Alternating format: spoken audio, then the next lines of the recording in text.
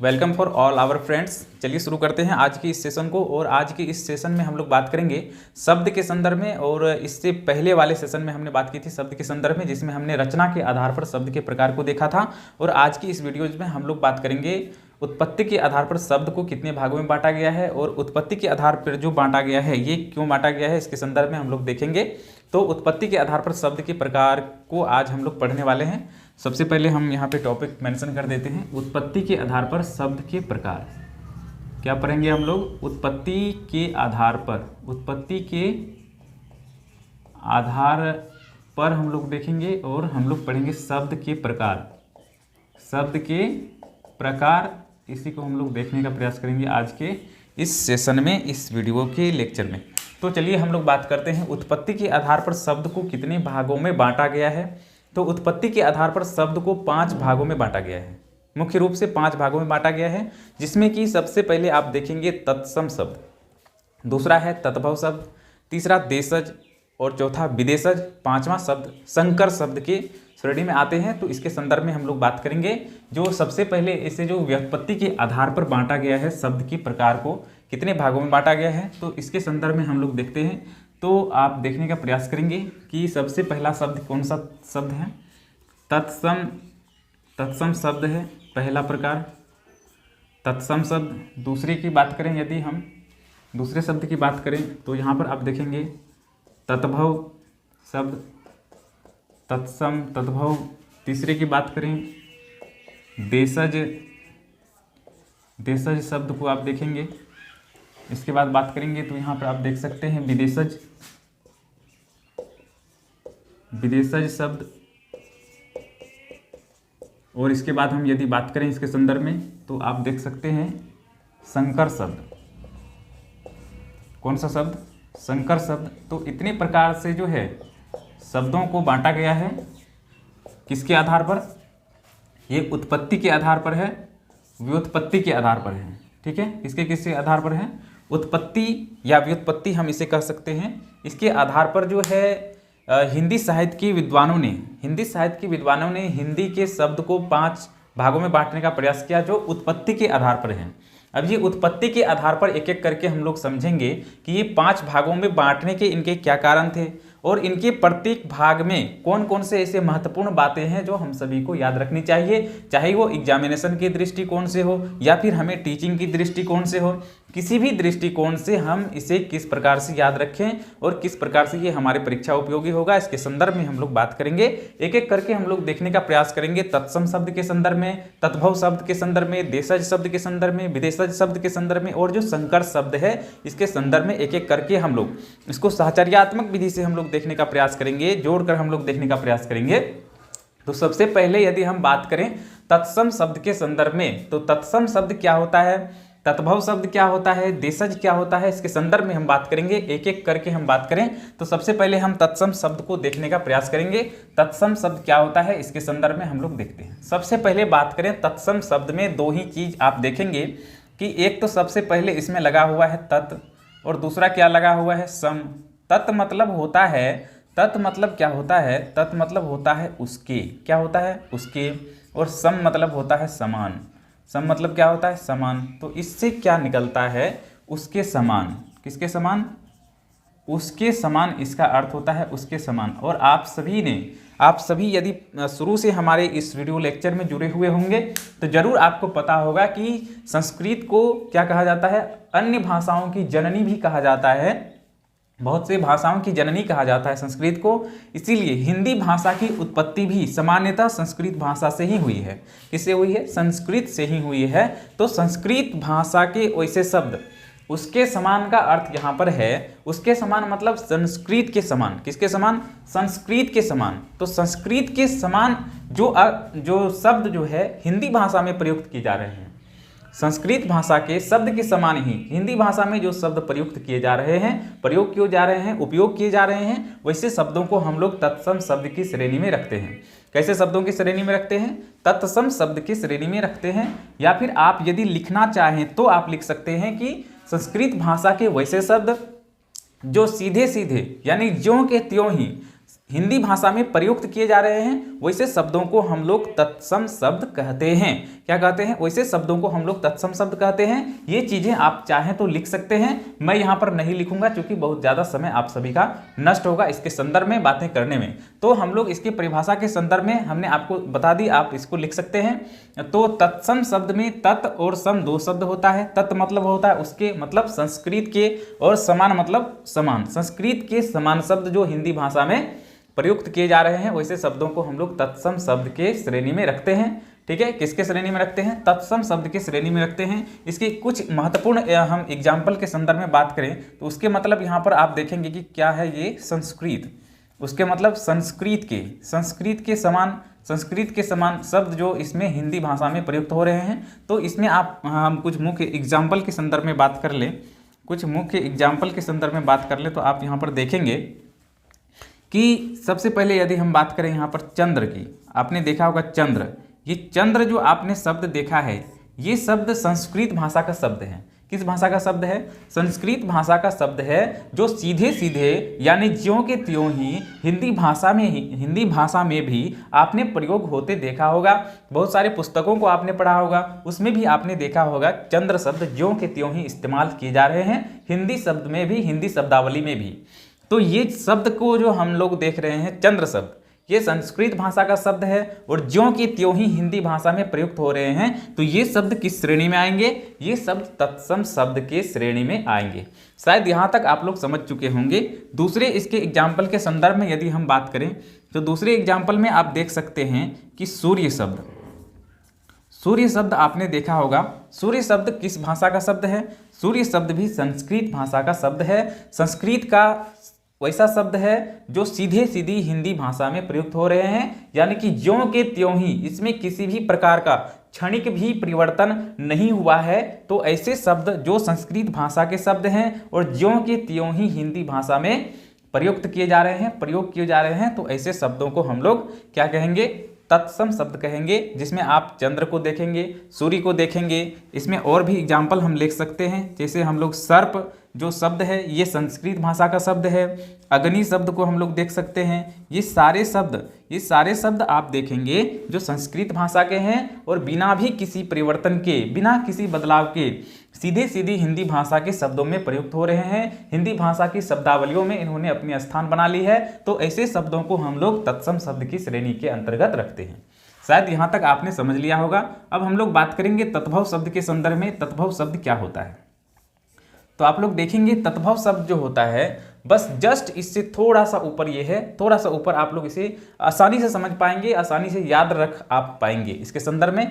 तो सबसे पहले चलिए इसके संदर्भ में हम लोग कंसेप्ट बिल्ड करते हैं। क्या है तत्भव शब्द? क्या होता है तत्भव शब्द? जो होता है ये तत्सम से मिलता जुलता होता है। मतलब मिलता जुलता का अर्थ ये होता है कि संस्कृत भाषा के वैसे शब्दों की यहाँ पर बात की जाती है। संस्कृत भाषा के वैसे शब्द, सबसे पहले याद रखिएगा ये संस्कृत के शब्द हैं। संस्कृत के वैसे शब्द, कैसे शब्द? वैसे शब्द जो अभी रूप बदल लिया है। संस्कृत के वैसे शब्द जो रूप बदल कर, जो क्या कर रहा है? रूप बदल कर हिंदी भाषा में प्रयुक्त हो रहे हैं। रूप बदल कर हिंदी भाषा में क्या हो रहे हैं? हिंदी भाषा में प्रयुक्त हो रहे हैं, प्रयोग किए जा रहे हैं। वैसे शब्दों को प्रयुक्त हो रहे हैं, वैसे शब्दों को हम लोग क्या कह रहे हैं? क्या कहेंगे? वैसे शब्दों को हम लोग तत्भव शब्द कहेंगे। क्या कहेंगे? तत्भव शब्द कहेंगे। और इसके संदर्भ में शायद आप में समझ आ गई होगी, संस्कृत भाषा के वैसे शब्द जो रूप बदल कर हिंदी भाषा में प्रयुक्त हो रहे हैं, वैसे शब्दों को हम लोग क्या कहेंगे? वैसे शब्दों को हम लोग तत्भव शब्द कहेंगे। अब तत्भव शब्द के संदर्भ में हम लोग कुछ मुख्य एग्जाम्पल्स को यदि देखने का प्रयास करें तो आप यहाँ पर देख सकते हैं। इसके कुछ मुख्य एग्जाम्पल्स में आप लोग देख सकते हैं। सबसे पहले यदि हम बात करें यहाँ पर तत्भव शब्द में, तो आपने यहाँ पर देखा होगा चंद्र शब्द। आपने क्या देखा? चंद्र शब्द। हम यहीं से एग्जाम्पल आपको दे देते हैं ताकि आपको याद रखने में आसानी होगी। तो यहाँ पर आप देखेंगे कि चंद्र शब्द जो है, ये चंद्र शब्द संस्कृत भाषा के शब्द जो सीधे हिंदी में इस्तेमाल हो रहे हैं। और आपने देखा होगा कि कुछ ऐसे शब्द हैं जो संस्कृत के शब्द सीधे सीधे उपयोग हो रहे हैं और उसका बदला हुआ रूप भी हमारी हिंदी शब्दावली में है, यानी कि हिंदी भाषा में उपयोग हो रहे हैं। तो ये जो आपने देखा चंद्र, सूर्य, सर्प, अग्नि, इन सभी इन सभी शब्दों का बदला हुआ रूप भी आप देखेंगे जो हिंदी में प्रयुक्त हो रहे हैं। जैसे चंद्र के लिए चंद्र का बदला हुआ रूप आप देखेंगे चंद्रमा, चंद्र का बदला हुआ रूप चंद्रमा, यानी कि ये संस्कृत भाषा के वैसे शब्द हैं जो अभी रूप बदल लिया है, जो वर्तमान समय अनुसार रूप बदलकर हिंदी भाषा में प्रयुक्त हो रहे हैं। ऐसे शब्दों को हम लोग तत्भव शब्द कहेंगे, जिसमें आपने देखा चंद्रमा को। अब हम बात करें यदि सूर्य के संदर्भ में, तो आप अभी देख रहे होंगे हिंदी शब्दावली में बहुत स्थानों पर आपको सूरज शब्द का प्रयोग भी देखने के लिए मिलता होगा। जैसे कि आपने सूर्य शब्द का प्रयोग भी अत्याधिक स्थानों पर, अत्याधिक जो है पाठों में आपने पढ़ा होगा। ठीक है, सूर्य शब्द भी लिए जाते हैं और सूरज शब्द का भी प्रयोग होता है।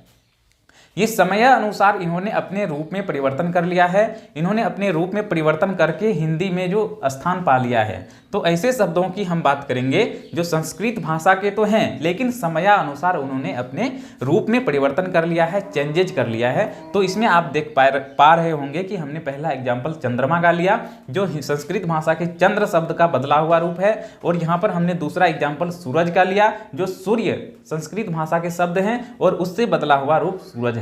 इसके बाद यदि हम बात करें आग की, हम बात करते हैं, तो ये देखिए आग जो है, ये आग क्या है? संस्कृत भाषा का शब्द है अग्नि। हमने आपको बताई थी संस्कृत भाषा का एक शब्द है अग्नि, और अग्नि का जो है ये बदला हुआ रूप है आग। अग्नि का क्या बदला हुआ रूप क्या है? आग है। और ये आग जो है संस्कृत भाषा के वैसे शब्द हैं जो समय अनुसार इन्होंने अपने रूप को बदल लिया है, इसमें परिवर्तन कर लिया है। तो इसे हम लोग कौन सा शब्द कहेंगे? इसे हम लोग तत्भव शब्द के अंतर्गत रखते हैं, अर्थात ऐसे शब्द जो संस्कृत भाषा से तो हैं लेकिन समयानुसार उन्होंने अपने रूप में परिवर्तन कर लिया है। जैसे सर्प के लिए यहाँ पर हिंदी भाषा में जो आप देखेंगे सांप शब्द का इस्तेमाल किया जाता है, लेकिन अत्याधिक स्थानों पर, अत्याधिक पाठों में आपने सर्प शब्द का प्रयोग भी देखा होगा। तो ये सर्प शब्द जो है सीधे सीधे भी प्रयुक्त हो रहे हैं हिंदी भाषा में, और जो है रूप बदल कर भी, समय अनुसार इन्होंने रूप बदल कर भी इसमें स्थान पा लिया है। तो ये सर्प शब्द जो आप देख रहे हैं, जो अपने रूप में परिवर्तन करके वर्तमान समय में सांप बन चुका है, तो ये जो है सांप, ये क्या है? तत्भव शब्द है। कैसा शब्द है? तत्भव शब्द है। शायद इसके संदर्भ में आपने समझ लिया होगा, इसके संदर्भ में आपने जान लिया होगा। चलिए हम लोग अब अगले संदर्भ में बात करेंगे। तो अगले शब्द के प्रकार के संदर्भ में बात करेंगे जो उत्पत्ति के आधार पर बनाए गए हैं, और इसके संदर्भ में हम बात करते हैं देशज शब्द के बारे में। किस शब्द के बारे में बात करेंगे? देशज शब्द के बारे में बात करेंगे कि देशज शब्द क्या होता है, इसके संदर्भ में हम लोग देखने का प्रयास करते हैं। तो देशज शब्द होते हैं वैसे शब्द जो बोल चाल के रूप में सीधे अपने देश में उपजे हुए। देशज मतलब क्या होता है? देशज मतलब सीधा आप देखेंगे कि देश में जन्म लेने वाला, देश में जन्म लेने वाला। तो कुछ ऐसे शब्द हैं जो बोल चाल की भाषा में सीधे सीधे वैसे शब्द प्रयुक्त होने लगे जो देश में ही, अपने देशों में ही बोले जाते जाते सीधे तौर पर हिंदी भाषा में वो प्रयुक्त होने लगे। तो ऐसे शब्दों की बात यहाँ पर की जाती है जो देश में, अपने देश में जन्म लिया हो, वैसे शब्दों को क्या कहेंगे? देशज शब्द कहेंगे। या फिर जो हम कहेंगे प्रयोगानुसार जो है हिंदी भाषा में उन्होंने अपना स्थान प्राप्त कर लिया है, वैसे शब्दों को हम लोग देशज शब्द की श्रेणी में रखते हैं। कैसे शब्दों की श्रेणी में रखते हैं? देशज शब्दों की श्रेणी में रखते हैं। या फिर हम इसको कह सकते हैं कि हिंदी भाषा में प्रयोग होने वाले ऐसे शब्द जो आवश्यकता अनुसार गढ़ लिए गए हैं। हिंदी भाषा में प्रयुक्त होने वाले ऐसे शब्द, इसके संदर्भ में हम कह सकते हैं, क्या कह सकते हैं? हिंदी भाषा में प्रयुक्त होने वाले, हिंदी भाषा में प्रयोग होने वाले ऐसे शब्द, प्रयोग होने वाले ऐसे शब्द जो आवश्यकता अनुसार, किसके अनुसार? आवश्यकता अनुसार गढ़ लिए गए हों, आवश्यकता अनुसार गढ़ लिए गए हों, ऐसे शब्दों को हम लोग क्या कहेंगे? ऐसे शब्दों को हम लोग कहेंगे देशज शब्द। क्या कहेंगे? देशज शब्द। तो इसके संदर्भ में हमने थोड़ी कंसेप्ट आपको देने का प्रयास किया कि हिंदी भाषा में प्रयोग होने वाले ऐसे शब्द जो आवश्यकता अनुसार गढ़ लिए गए हैं, वैसे शब्दों को हम लोग देशज शब्द की श्रेणी में रखते हैं। कैसे शब्दों की श्रेणी में रखते हैं? देशज शब्दों की श्रेणी में रखते हैं। अब देशज शब्द की श्रेणी में हम लोग किन किन शब्दों को रखते हैं, इसके संदर्भ में हम बात करेंगे। तो आप यहाँ पर देखेंगे कि बहुत सारे ऐसे शब्द हैं, इसके एग्जाम्पल के संदर्भ में बात कर लेते हैं। बहुत सारे ऐसे शब्द हैं जो एकदम लगता है कि देहाती शब्द रहा होगा, लेकिन ऐसे शब्दों को ही हम लोग देशज शब्द के अंतर्गत रखते हैं, जो कि प्रयोग होने वाले ऐसे शब्द होते हैं जो आवश्यकता अनुसार बना लिए जाते हैं। आवश्यकता पड़ी तो हमने उसको बोल दिया रोटी, गोल टाइप में है तो रोटी। ये क्या है? ये देश में जन्म लेने वाला ऐसा शब्द है जो आवश्यकता के अनुसार गढ़ी गई है। आवश्यकता के अनुसार गढ़ी गई है। ये किसी भी भाषा के शब्दावली में नहीं है। ये हिंदी भाषा में ऐसे शब्द हैं जो सीधे सीधे प्रयुक्त हो रहे हैं, और ये शब्द कैसे हैं? देशज शब्द हैं। देशज शब्द हैं जो आवश्यकता अनुसार गढ़ लिए गए हैं, बना लिए गए हैं, अपने से रचना कर ली गई है। तो ये शब्द जो है, रोटी शब्द जो आप देखेंगे, ये शब्द क्या है? ये देशज शब्द है। इसमें आप देख सकते हैं डिब्बा, आपने सुना होगा डिब्बा। डिब्बा शब्द क्या है? डिब्बा कोई शब्द है? डिब्बा का क्या हिंदी भाषा का शब्द है? ये देशज शब्द है जो हिंदी भाषा में प्रयुक्त हो रहे हैं, अर्थात आवश्यकता अनुसार इन शब्दों का इस्तेमाल किया गया होगा। कभी कभी के ज़माने में इस शब्दों का इस्तेमाल किया गया होगा आवश्यकता अनुसार। तो ये चीज़ें इतनी भारी मात्रा में प्रयुक्त होने लगी कि प्रत्येक व्यक्ति के मतलब मुख पे ये ऐसा शब्द आ गया होगा डिब्बा। तो ये डिब्बा शब्द बहुत ज़्यादा प्रभावकारी होने के कारण इसको हिंदी भाषा में सम्मिलित किया गया होगा। तो ये शब्द जो है, ये शब्द कैसे शब्द की श्रेणी में आएंगे? देशज शब्द की श्रेणी में आएंगे। और हमने आपको बताया था कि देशज वो होता है जो देश में जन्मा हुआ शब्द हो। देशज शब्द में वैसे शब्द आएंगे जो देश में जन्म लेने वाले शब्द होंगे। तो देश में जन्म लेने वाले वैसे शब्द जो आवश्यकता अनुसार गढ़ लिए गए होंगे, ऐसे शब्दों को हम लोग क्या कहेंगे? ऐसे शब्दों को हम लोग जो है देशज शब्द कहेंगे। इसमें आप दे सकते हैं लोटा। लोटा कौन सा शब्द है? लोटा कौन सा शब्द है? ये शब्द भी आपका देशज शब्द के अंतर्गत आता है। और बहुत सारे दोस्तों, बहुत सारे, एक दो शब्दों की हम बात नहीं करेंगे, एक वीडियोस हम लेके आएंगे, सिर्फ एग्जाम्पल के संदर्भ में हम बात करेंगे, सिर्फ एग्जाम्पल के संदर्भ में बात करेंगे, और सभी के एग्जाम्पल्स में लेके आऊँगा। तो ये मैंने आपको थोड़ी सी कंसेप्ट आपको बताने का प्रयास किया कि किस प्रकार के शब्दों को हम आसानी से चुन सकते हैं। जो आप देखे होंगे कि ऐसे ऐसे शब्द हैं जो कि कुछ शब्द लगते हैं गांव घर से आए हुए शब्द, तो ऐसे शब्दों को हम लोग कहेंगे देशज शब्द, जो आवश्यकता अनुसार गढ़ लिए गए हैं या फिर बना लिए गए हैं। आवश्यकता जिस प्रकार की महसूस की गई, उसी प्रकार के शब्दों का प्रयोग यहाँ पर होना प्रारंभ हो गया होगा। तो ऐसे शब्दों को हम लोग क्या कहेंगे? देशज शब्द के श्रेणी में रखेंगे। यानी कि ये सभी शब्द कैसे शब्द होंगे? देशज शब्द होंगे। इसके बहुत सारे एग्जाम्पल हो सकते हैं, जिसमें कुछ मुख्य एग्जाम्पल की यदि हम बात करें तो छिलका की हम लोग बात कर सकते हैं। छिलका आपने सुना होगा, छिलका हम बात कर सकते हैं। चिमटा के संदर्भ में, चिमटा आपने सुना होगा। तवा के संदर्भ में आपने सुना होगा। ये सारी चीज़ें, जितनी भी चीज़ें आप यहाँ पर देख रहे हैं, इन सभी शब्दों का प्रयोग आवश्यकता अनुसार गढ़ा गया है। क्या किया गया है? आवश्यकता अनुसार गढ़ा गया है, या फिर जिस प्रकार की आवश्यकता महसूस की गई होगी उस प्रकार के इस शब्दों का निर्माण कर लिया गया था। तो ऐसे शब्दों को हम लोग देशज शब्द की श्रेणी में रखते हैं। देशज शब्द के श्रेणी के अंतर्गत इन सभी शब्दों को हम लोग देखते हैं। अब चलिए हम लोग विदेशज शब्द के संदर्भ में बात करेंगे कि विदेशज शब्द क्या होता है। तो विदेशज शब्द के संदर्भ में आप देखेंगे कि विदेशज शब्द वैसे शब्द होते हैं। विदेशज शब्द के संदर्भ में हम बात करेंगे। विदेशज शब्द के संदर्भ में हम यहाँ बात कर लेते हैं। विदेशज शब्द के संदर्भ में किसके संदर्भ में बात करेंगे? विदेशज शब्द के संदर्भ में बात करेंगे। तो यहाँ पर आप देखेंगे विदेशज शब्द जो है, विदेशज शब्द, तो विदेशज शब्द से ही पता चल रहा है विदेशों में जन्म लेने वाले। इससे पता चल रहा है विदेशज, जैसे वहाँ पर देशज था तो देश में जन्म लेने वाला, यहाँ विदेशज है तो अर्थात क्या हो जाएगा? यहाँ पर विदेशों में जन्म लेने वाला, विदेशों में जन्म लेने वाला। तो यहाँ पर हम इसके संदर्भ में कह सकते हैं, क्या कह सकते हैं कि वैसे शब्द जो विदेशी हो लेकिन सीधे सीधी हमारे भारतीय भाषाओं में, मतलब हिंदी भाषा में प्रयुक्त किए जा रहे हों, तो वैसे शब्दों को हम लोग विदेशज शब्द कहेंगे। कैसा शब्द कहेंगे? विदेशज शब्द कहेंगे। यानी कि दूसरे देश के शब्द जो हिंदी भाषा में सीधे सीधे प्रयुक्त हो रहे हैं, वैसे शब्दों को हम लोग विदेशी शब्द कहते हैं या फिर विदेशज शब्द कहते हैं। इसमें आप बहुत सारे देशों के शब्द आप देखेंगे, जैसे फारसी भाषा का शब्द आप देखेंगे, यहाँ पर अरबी भाषा का शब्द आप देखेंगे, पुर्तगाली भाषा का शब्द आप देखेंगे, लैटिन भाषा का शब्द आप देखेंगे, अंग्रेजी भाषा का शब्द। तो बहुत सारे ऐसे देशों से ऐसे शब्द लिए गए हैं, ऐसे भाषाओं के शब्द हैं जो कि प्रयोगानुसार हिंदी में बहुत ज़्यादा अपना जो है पैठ बना लिया है और सीधे सीधे प्रयुक्त हो रहे हैं। जैसे आपने सुना होगा स्टेशन, आपने सुना होगा डॉक्टर, आपने सुना होगा इंजीनियर। ये सारे शब्द जो है, ये सारे शब्द अंग्रेजी भाषा के शब्द हैं, लेकिन इनका प्रयोग का दायरा इतना बढ़ गया कि बहुत सारे लोग, सामान्य लोग भी